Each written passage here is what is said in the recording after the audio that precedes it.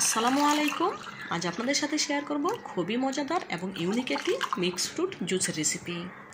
গ্রীষ্মের প্রচণ্ড গরমে অথবা রমজানে সারাদিন রোজা রেখে ক্লান্তি শেষে ইফতারিতে যদি এমন এক গ্লাস ঠান্ডা ঠান্ডা মিক্স ফ্রুট জুস হয় তাহলে কিন্তু সারাদিনের ক্লান্তি দূর হয়ে যাবে।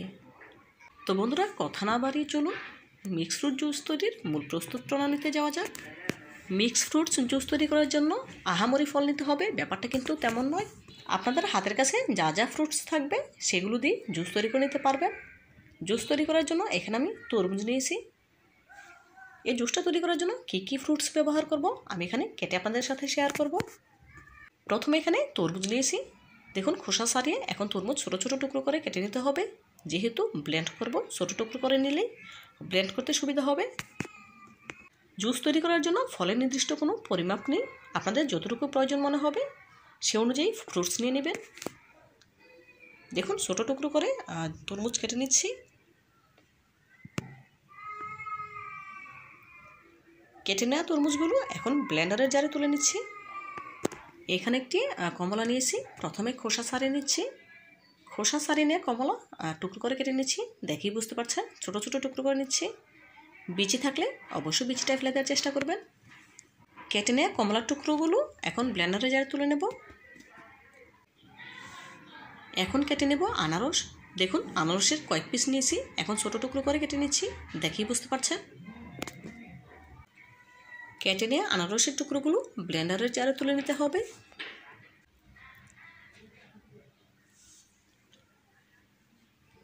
দেখুন, আনারসের টুকরোগুলো ব্লেন্ডারের জারে তুলে নিয়েছি। এখন কেটে নেব আপেল, তাও আবার ছোটো টুকরো করেই কেটে নিচ্ছি। দেখেই বুঝতে পারছেন। ছোটো টুকরো করে কেটে নিলে ব্লেন্ড করতে সুবিধা হয়, কোনো রকম ঝামেলা মনে হয় না, খুব সহজেই ব্লেন্ড করে নেওয়া হয়ে যায়।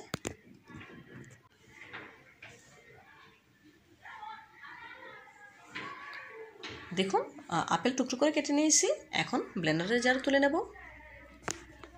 মিক্স ফ্রুটস জুস তৈরি করার জন্য অবশ্যই কালারফুল ফ্রুটস নেওয়ার চেষ্টা করবেন, এতে করে জুসের কালার অনেক বেশি সুন্দর আসবে। এখন কেটে নিচ্ছি কিছু আঙ্গুর। এখানে আমি সবুজ আঙ্গুর নিয়েছি, চাইলে আপনারা কালো আঙ্গুর দিয়েও জুসটা তৈরি করে নিতে পারবেন। কেটে নেওয়া হয়ে গেলে আবারও ব্লেন্ডারের জারে তুলে নিচ্ছি। এই পর্যায়ে এর সাথে অ্যাড করে দেবো হাফ কাপ টক দই। এই দইটা আমার ঘরেই তৈরি করা। কীভাবে পারফেক্ট টক দই তৈরি করতে হয় তার রেসিপি অলরেডি আমার চ্যানেলে আপলোড দেওয়া আছে, চাইলে সেখান থেকে দেখে নিতে পারেন। এই পর্যায়ে এর সাথে অ্যাড করে দেবো 2 টেবিল চামচ পরিমাণ চিনি। যেহেতু এখানে অনেক রকমের ফ্রুটস আছে, ফ্রুটসগুলো এমনিতেই অনেক মিষ্টি, সেজন্য এর থেকে বেশি চিনি দেওয়ার প্রয়োজন নেই। তবে আপনারা যদি এর থেকে কম বা বেশি মিষ্টি খেতে চান তাহলে বাড়িয়ে বা কমে দিতে পারেন, কোনো অসুবিধা নেই। দিয়ে দিলাম হাফ কাপ পরিমাণ পানি। এখানে আমি নর্মাল পানি অ্যাড করেছি, চাইলে আপনারা ফ্রিজের ঠান্ডা পানিও অ্যাড করতে পারেন। এখন ব্লেন্ড করে নিচ্ছি, দেখেই বুঝতে পারছেন। দেখুন, এই পর্যায়ে ব্লেন্ড করে নেওয়া হয়ে গিয়েছে। এখন এখান থেকে নামিয়ে একটি ছাঁকনিতে করে জুসটা সেঁকে নিতে হবে। জুসটা সেঁকে নেওয়ার জন্য এখানে একটি মিক্সিং বোল নিয়েছি, তার উপর একটি স্ট্রেনার নিয়ে নিলাম। এখন ব্লেন্ড করে রাখা জুসটা সরাসরি ঢেলে দিচ্ছি। এভাবে করে সেঁকে নিলে জুস খেতে অনেক বেশি ভালো লাগে, একটু দানা দানা লাগে না বা কোনো আঁশ লাগে না, খেতে অনেক বেশি স্মুথ হয়। দেখুন, স্প্যাচুলার সাহায্যে নেড়ে চেড়ে জুসটা খুব ভালোভাবে সেঁকে নিচ্ছি। সেঁকে নেওয়া হয়ে গিয়েছে, দেখেই বুঝতে পারছেন। যে দানাদার অংশগুলো রয়ে গিয়েছে সেগুলো এখন ফেলে দিতে হবে। এগুলো থাকলে জুসটা খেতে তেমন একটা ভালো লাগতো না, মুখে দানা দানা লাগতো। এখন এগুলো ফেলে দেব। দেখুন, জুসটা সেঁকে নেওয়া হয়ে গিয়েছে। এভাবে ইফতারের 30 মিনিট আগে জুস তৈরি করে নর্মাল ফ্রিজে রেখে দিতে পারেন 30 মিনিটের জন্য। ইফতারিতে ঠান্ডা ঠান্ডা পরিবেশন করলে খেতে অনেক বেশি ভালো লাগবে। আমি এখন এই জুসটা সার্ভিং গ্লাসে সার্ভ করে আপনাদের সাথে শেয়ার করছি। এখানে 2টি সার্ভিং গ্লাস নিয়েছি, গ্লাসে সরাসরি জুসটা ঢেলে নেব।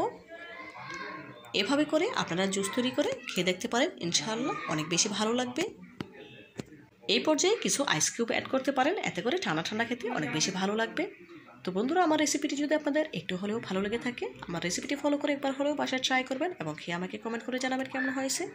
আজকের মতো বিদায় নিচ্ছি, দেখা হবে নতুন কোনো দিনে নতুন কোনো রেসিপিতে। ভালো থাকবেন সবাই, আর আমার জন্য দোয়া করবেন যেন এমন আরও নতুন নতুন রেসিপি নিয়ে আপনাদের সামনে হাজির হতে পারি।